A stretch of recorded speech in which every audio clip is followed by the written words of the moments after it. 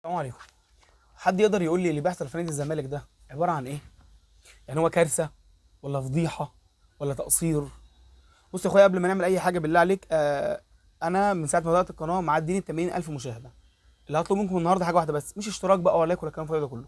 انا عايز كل الناس تشير الفيديو ده. انا عايز النهارده 80,000 واحد يشوفوه.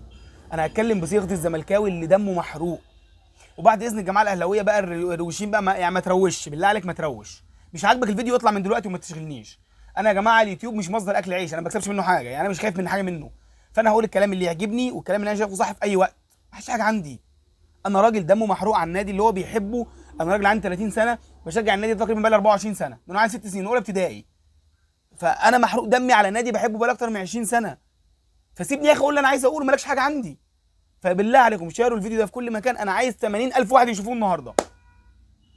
بص يا صاحبي، جون ادوارد امبارح بالليل طبعا الناس كلها نايمه، طلع ببيان كده اللي هو ايه، عارف انت، بيان استعطافي، بيان تلبيس. هو فضح مجلس الاداره، هو لبسهم في حيط. حلو. تعال بقى نتكلم بالراحه قبل ما اسال سؤال لجون ادوارد، وقبل ما اوجهه له هو نفسه. الكلام اللي كل زملكاوي حر المفروض يقوله له، مش اللي بيطبل بقى ويطلع يلبس المجلس الاداره لوحده ويطلع يلبس جون ادوارد لوحده، لا. انا اتكلم في الكلام اللي هو الصح. فبعد اذنكم، انا نفسي اسال سؤال، بس هسال السؤال ده بعد ما اقول لك ملخص بيان بتاعه. البيان بتاعه صفحتين. يعني انت الفجر الناس نايمه، رحت منزل صفحتين ودخلت نمت. شكرا. تخرب ما تولع بقى، والدنيا الصبح تولع في بعض والناس تخانق والاهلاويه يشمتوا والزملكاويه يحزنوا والدنيا خربانه وانت دخلت نمت يا باشا برنس.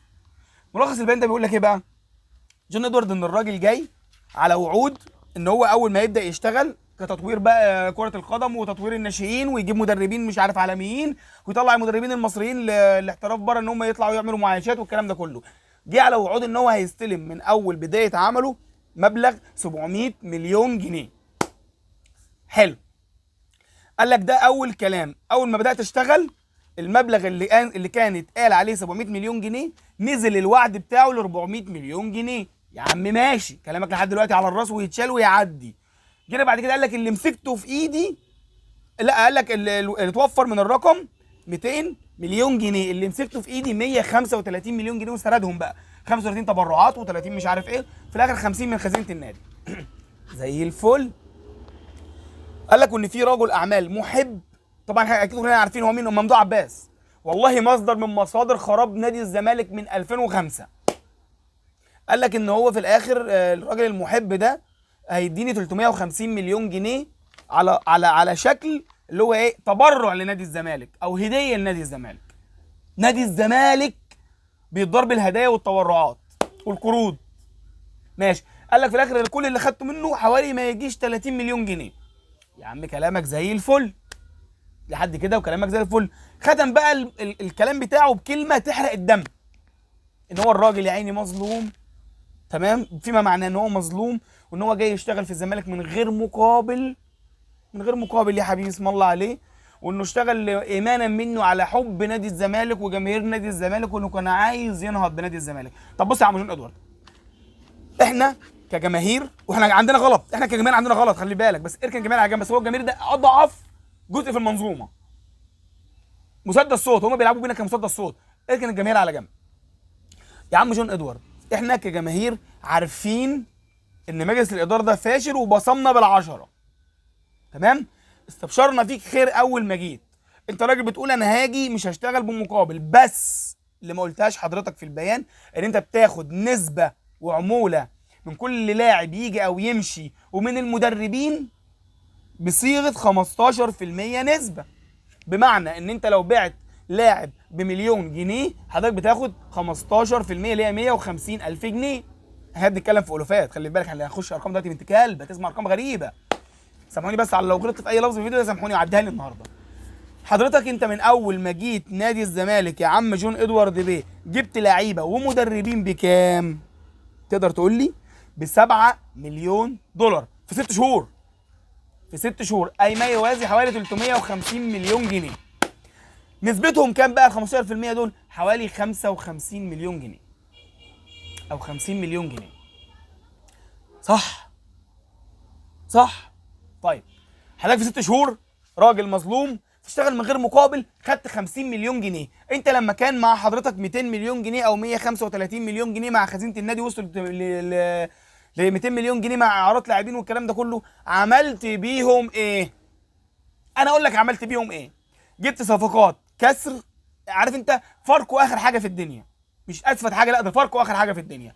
جبت صفقات ما يعلم بها الا ربنا، في ناس منهم دلوقتي بتمشي وبتطالب بمستحقاتها عشان انت عندك ديون وعندك زفت وعندك نيله.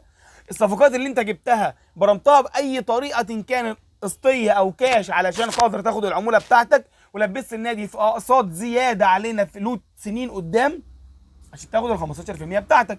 جبت مدرب المفروض ان حضرتك جاي تطور بقى وتجيب لي جبت مدرب في بلجيكا نفسهم ما يعرفوش مين يانيك فيريرا اصلا. يعني انت جبت مدرب بلجيكي هم هناك ما يعرفوش. ماجد سامي قبل كده طلع فضحك وقال يا جماعه انا عندي نادي في بلجيكا انا ما اعرفش مين المدرب ده، عمره ما اتعرض عليا، عمري ما لعبت فريق بيدربه المدرب ده. فانت كده حضرتك عملت ايه يا عم جون ادوارد؟ انت جات لك فلوس خربتها. طيب هل حليت مشاكل من المشاكل القديمه؟ لا. هل انت يا عم جون ادوارد جبت بال 200 مليون جنيه دي لعيبه يقاس عليها نادي الزمالك ان هو اللاعب ده انا اعرف ابني عليه؟ لا، هو لاعب واحد اللي ها في الرمق اخوان بزير. يعني انت اللاعب ده ممكن تسوقه وتبيعه، باقي ما باقي زفت. مش عايز افاجئك والله، باقي ما باقي زفت، من كان ادم كايد ولا ارون اشمبونج دوت ولا عدي الدباغ ولا عمرو ناصر ولا احمد شريف بلاوي. جبت لنا شويه بلاوي. انا مش عايز افاجئك يا جماعه، سكواد نادي الزمالك قبل الصفقات دي ما تيجي سكواد فريق ينافس على الهبوط. السكواد اللي نفسه زي الزفت، فريق ينافس على الهبوط. السكواد بتاع نادي الزمالك اللي هو اللي قبل الصفقات دي ما تيجي، انا مش عايز افاجئك ان هو اللي بيلعب اساسي والصفقات دي قاعده بدله. يعني احمد شريف بديل، عمرو ناصر بديل، ارون ده بديل، ادم كايد بديل يا جماعه، شيكو بنزا ده بديل يا جماعه. الناس دي اساسا مع وجود السكواد القديم اللي هو زي الزفت قاعدين بدله. انت متخيل الفجوه اللي حصلت؟ انا بعد ما كان عندي قضيه واثنين وثلاثه واربعه وخمسه في الفيفا هيبقوا 20.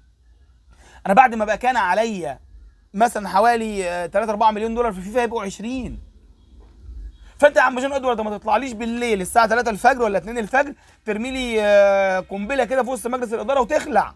تعالى حبيبي، انت واحد من جزء من المنظومه الفاشله. عارف انت يا جون ادوارد انت الوحيد اللي كنت ناقص عشان الكريزه اتحط على التورتايه بتاعت المجلس الاداره ده عشان يبقى كله اكتمل بيه الفشل. عملنا كل درجات الفشل. تعالى بقى مجلس اداره نادي الزمالك. ليه؟ سؤال، ليه؟ انتوا ماسكين في النادي ليه؟ يا عم كل واحد فيكم عنده البيزنس الخاص بتاعه، ما شاء الله ما شاء الله ما شاء الله، بالمليارات مش بالملايين، ربنا يزيدنا ويزيدكم. خربتوا النادي، دمرتوا النادي، سوقتوا سمعه النادي اكتر ما هي كانت سيئه على ايام المجلس اللي قبلكم، اللي احنا دلوقتي بنقول يا ريت يرجع يوم ولا يوم من ايامه. عملتوا في النادي البدع. احنا وصل بينا الحال ان انا اللاعب بتاعي بيفسخ عقده عشان خاطر ليه 300,000 دولار، ليه 150,000 دولار، بعد ما عمل انذار في نادي الزمالك اللي طلع بيقول لك احنا موقفنا صحيح. يا جماعه اللاعب بيعمل انذار بالفسخ، الفيفا بتدي للمهله للنادي 15 يوم بس بشرط ان هو يسد مستحقاته كامله. نادي الزمالك بينتج ليه 150 مليون، بعت له 75 150,000 دولار، بعت له 75,000 دولار. وقال لك موقفي سليم، اللاعب فسخ عقده دلوقتي في تايلاند. يا جماعه في علاقه مريبه، انا مش بتكلم في اعراض ولا ليها دعوه بالشخصيات ولا ليها علاقه بالحاجات الاسريه، بس انت متخيل نادي الزمالك عنده مجلس اداره، في لاعب في نادي الزمالك فسخ عقده متجوز بنت عضو في مجلس الاداره ويعتبر من اهم اعضاء مجلس الاداره من الكوادر اللي الجمهور نفسه عارفهم. فالعضو ده لما اتسال عن اللاعب اللي فسخ عقده قال يا جماعه احنا لو عايزين لو قالوا لي اتدخل انا هتدخل، بس انت روح اسال يا عم مهيب جون ادوارد ما هو حبيبك. وفي نفس الوقت المجلس الاداره نفسه مش عارف يوصل للاعب. انت متخيل العبط اللي احنا عايشين فيه؟ يعني اللاعب فسخ عقده فمجلس الاداره مش عارف يوصل له، فاللاعب ده متجوز بنت من ابناء مجلس الاداره، من اعضاء مجلس الاداره، فالعضو ده نفسه مش عارف يوصل لجوز بنته، يقول لك يا جماعه لو طلبتوا مني هتدخل. احنا في عبط، احنا عايشين في عبط. مجلس الاداره ده عايز مننا ايه؟ مجلس اداره فاشل في العاب الصالات اللي احنا اصلا كنا محتكرينها قبل ما هو يجي. تمام؟ مجلس اداره فاشل في فريق كره القدم اللي هو قال لك انا جاي على مركب خربانه ومركب محروقه بس انا هصلح المركب وانا والحديد التانى. فضل يتني فينا لحد ما يجيب اجل النادي. مجلس الاداره عمل ايه من ساعه ما دخل النادي؟ انا وصل بيها الحال زي ما بقول لك ان انا علشان اقعد لاعب عندي او ارجع لاعب هربان من عندي وادفع له 75,000 دولار؟ ده انجاز. انت متخيل؟ متخيلين كلكم كزملكاويه اللي بيحصل فينا؟ انت متخيل ان انا كل المحترفين اللي عندي عاملين انذار بالفسخ ما عدا سيف الجزيري عشان مش هلاقي حد ياخده؟ انت متخيل؟ انت متخيل ان انا جبت صفقات ب 7 مليون دولار وانا عليا ملايين الدولارات مرميه في الارض؟ رميت ملايين في الارض وانا اصلا عليا ديون بملايين، وعملت قروض وعملت نيله وخدت تبرعات وخدت سلف عشان ارمي 7 مليون دولار في الارض وازود الطين بله. انت متخيل؟ انا عندي بس قبل ما اقفل الفيديو قبل ما احاسبن في الناس دي كلها سؤال لوزير الشباب والرياضه. دماغي يا عم الوزير، يا سياده الوزير، يا فخامه الوزير، يا سيد رئيس دوله الوزير، انت كل ما بتطلع على قناه من القنوات بتقول انا احب اطمن نادي الزمالك واحب اطمن جماهير نادي الزمالك.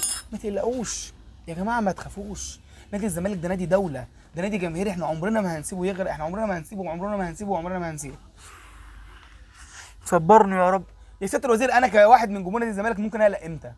يعني انت حضرتك شايف ان انا المفروض اقلق امتى؟ انت شايف ان انا حال نادي الزمالك اللي انا فيه ده المفروض يخليني اقلق؟ انا كمواطن مصري بشجع نادي الزمالك المفروض اقلق امتى؟ طب ما تقفلوه، هاتوا ضبه ومفتاح كده وقفلوه، نعمل احنا بقى زي شوبير، اي واحد بيقدم محتوى بقى يجيب طماطم وخيار ويقعد نقطع سلطه وناكل زي ما شوبير عملها قبل كده، ناظر الاعلام. طب ما تقفلوه، عارف اسمه اقفلوه، زي راجل يقول لك قبضونا زودونا، اقفلوه. يا جماعه اللي بيحصل في نادي الزمالك ده عبط، اقسم بالله اللي بيحصل في نادي الزمالك ده عبط، من ادارات، من جماهير، من لعيبه، من مسؤولين، من مش هينفع اغلط عشان ما البس انا في حيط في حاجه انا عارف انها في الاخر كلام يترمي في الزباله، زي كل الناس اللي بتتكلم. هقتل يا باشا واتكلم. واللاعب يا باشا في تايلاند بيقضي شهر عسل اللي فسخ عقده، وعضو مجلس الاداره قاعد في بيته بيشرب شاي مع بيسقي كده كرواسو جاي له من فرنسا في طياره خاصه، والوزير يعني بيقول لك ما تقلقوش. فما تقلقش يا جمهور نادي الزمالك، انت قلقان من ايه؟ قلقان على النادي اللي انت بتحبه بقالك سنين بتضحي باوقات من عمرك عشان تتفرج عليه، وبتتعصب عشان هو وحش، وبتتضايق عشان هو زعلان النادي ده نفسه، وبتفرح لما النادي يكسب حتى لو ماتش ودي. ما تتضايقش، ما تخافش، بالله عليك اوعى تقلق، بالله عليك يا جمهور نادي الزمالك اوعى تقلق، اوعى تقلق يا حبيبي، ما تقلقش. تقلق ليه؟ انا دوله لما شفتك بتعمل ارض خلاص بدات تشتغل فيها خدتها، مع انها بقى لها 24 و 23 سنه، او بس بدات تشتغل فيها كده شلتها. تقلق ليه؟ انا الدوله، انا الوزير اللي انا لما شفت رئيس مجلس اداره شغال سحبته قبل اهم نهائي في تاريخك باسبوع، ولما شايف مجلس اداره بيغرق نادي الزمالك، نادي الزمالك النادي اللي بقاله حوالي 115 سنه يا بعده، النادي اللي بيشجعه ناس بالملايين، جماهير بالملايين بتحبه وبتعشقه، حسبي الله ونعم الوكيل، بتغرقوه. وايه المقابل؟ ولا حاجه، ولا حد يسال فيك، عشان انت الجمهور رقم 2. اهم حاجه رقم 1 يبقى نايم مرتاح ومبسوط. فكك انت بقى، مالكش لازمه، هتقرفنا ليه؟ بقول لك ايه، سيبك من نادي الزمالك وروح اتفرج على فرح كرام مشاكل. يلا شوف يا باشا، حصل مشاكل امبارح في فرح كرام مشاكل، القاعه اتكسرت، حصل تحرش بناس، عربيته هو بيطلع بيقول لك اتدمرت وموبايلته اتسرقت، وطلع بيشحت وبيندب على التيك توك. اتفرج على الحاجات دي وخليك لذيذ كده وفريش، ما تقعدش ما تخنقناش بقى، تخنقنا ليه؟ احنا ناقصينك؟ انا كاداره نادي الزمالك دلوقتي مش عايز الهريه دي، انا عايز اريح دماغي. ده باش تكسب تخسر تولع ما تخرب، انا مالي. انا اهم حاجه عندي البيزنس بتاعي شغال، انا كبوزيشن انا رئيس مجلس اداره نادي الزمالك او عضو مجلس اداره نادي الزمالك، بس مش محتاج منك حاجه تاني. انا خدت البوزيشن اللي انا عايزه، يعني خدت الشهره بالسلطه، وانا كده كده معايا الفلوس. اعمل لك ايه؟ واحد بيجي دلوقتي يقول لي وانت عايز المجلس الاداره يصرف على النادي من جيبه؟ هو اللي قال لي كده، انا ماليش دعوه، هو اللي باع لي الوهم في الاول، وده عيبي وعيب صفحات نادي الزمالك اللي طبلتهم في الاول، وانا واحد منهم. ده عيبنا. بس هل انا دلوقتي هطلع يقول لي اصل نادي الزمالك مديون وخربان؟ انا مالي يابا، حل يابا، حل بعد اذنك، حل وجد لي موارد، اعمل لي اي حاجه، ماليش دعوه باشا. بيع نجوم الفريق، والجمهور اللي يتكلم اديله. اهدى بقى يا عم انت، هو بيع يا باشا جمهور الفريق، بيع نجوم الفريق، بيع يا باشا وحل المشاكل دي، النادي بيخرب. نادي الزمالك اللي بنحبه بيخرب. انا هادي اهو، انا هادي اهو عشان الجماعه عندي قالوا لي ايه ده عشان ما تتعصبش وتتعب، وابويا بيزعل لما انا اتعصب، ومراتي بتتضايق عليا ويقولوا لي ان الزمالك مش هينفع. انا هادي خالص اهو حتى التليفون اتهز. بيع يا باشا نجوم الفريق، بينتهج ده رجعه، ابعت له فلوس ورجعه، وبعد كده بيعه، اعرضوا البيع وبيعه. فكك. ممكن بعد اذنكم ممكن تشتغلوا عدل لوجه الله تعالى، ممكن تشتغلوا عدل عشان خاطر الملايين اللي بتحب النادي. ممكن يا سياده الوزير تبطل تقول لي ما تقلقش عشان انا قلقان، معلش يعني انا اسف حضرتك، انا عارف والله انت راجل وزير وليك قامه وقيمه في المجتمع، احنا كلنا بنحبك من قلبنا وبنحترمك طبعا لان احنا مجبرين نحترمك. فبعد اذنك يا سياده الوزير معلش ممكن تبطل تقول لنا ما تقلقوش لان احنا قلقانين. ممكن يا عم جون ادوارد ما تطلعيش بيان وانا نايم بالليل، بعد الدنيا شتاء ما حدش بيسهر، فالدنيا شتاء والناس عندها شغل الصبح ومشاغل ودنيا، فانت تيجي تطلع لي بيان بالليل، طب انا مش هشوفه بالليل هشوفه بالنهار وتكون الدنيا خربت. ممكن تبطل تقول لي ما تقلقش. ممكن يا جون ادوارد ما تطلعش تدي المظلوميه عليا وترميها في مجلس الاداره. ممكن يا مجلس الاداره ما ترميش على جون ادوارد تقول لك ده جون ادوارد حبيبكم. ممكن تشيلوا بعض كلكم كده وتمشوا بره النادي. ممكن تاخدوا بعض هيلا بيلا وتخرجوا بره. ممكن. حسبي الله ونعم الوكيل فيكم واحد. انتوا دمرتوا النادي، دمرتوا النادي، رجعتونا سنين لورا، 10 سنين من 2005 ل 2014 2015 احنا عايشين في دوامه. بعد ما فتره مرتضى منصور ما خلصت والناس كلها كانت كارهاه وانا كنت واحد منهم، رجعنا تاني لنفس الناس بنفس الرؤوس اللي دمرتنا 10 سنين وغرقتنا وخلت الفجوه ما بيننا وبين الاهلي كده. باشا الناس دي لما جت انا كنت سابق الاهلي في البطولات القاريه، انا كنت قريب من الاهلي جدا في اي بطوله. انت الاهلي خد من ساعتها حوالي 20 دوري، يعني ساعتها كان مثلا 20 وانا 12 وانا 11، بقى هو حاجه و40 وانا لسه 13 و14. عملتوا فجوه ما بيننا زمنيه سنين عشان نعرف نحلها،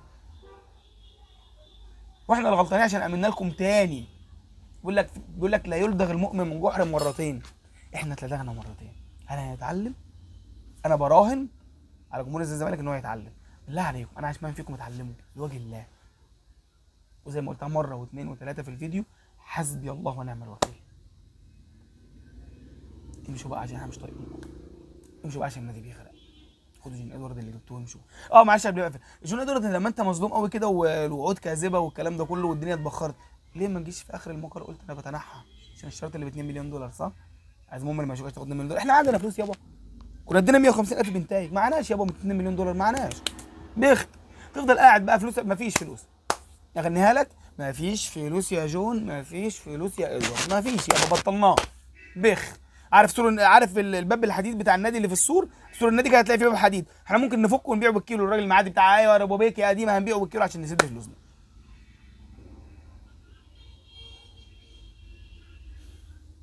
اللي يوصل معايا للدقيقه 18 شهر الفيديو ده خلي حد يشوفه، يمكن يوصل مجلس الاداره. سلام.